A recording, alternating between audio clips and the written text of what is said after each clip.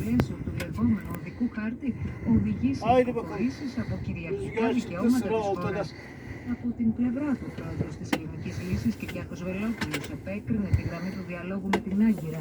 Ενημερωτική κατηγόρηση του Πρωθυπουργού του παρουσιάζει ως διπλωματική επιτυχία του επιμονή στο διάλογο, την ώρα που, όπως αναφέρει, η Τουρκία επαναφέρει το αναθεωρητικό αφήγημα περί κρίσεων ζωνών.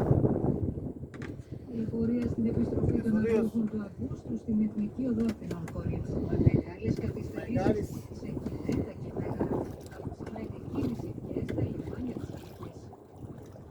Η ιστορία σημειώθηκε σήμερα στην Ελασμύρνη με την 45χρονη γυναίκα και δράστη των 48χρονων πρώην σύντροφό της, ο οποίος στη συνέχεια έβαλε τέλος στη ζωή του. Σύμφωνα με τις πληροφορίες, ο άντρας φέρεται να είχε στήσει καρτέρι στην είσοδο της πολυκατοικίας, όπου διέμενε η 45χρονη με τη 15χρονη κόρη της.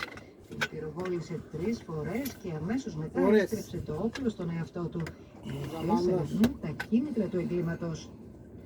Σε συνθήκες έντονης ζέστης παραμένει η χώρα και το θερμόμετρο έφτασε τους 41 βαθμούς Κελσίου στη Θεσσαλία και την Ανατολική Πελοπόννησο, ενώ η ατμόσφαιρα παραμένει αποπληκτική, κυρίως λόγω της αυξημένης υγρασίας.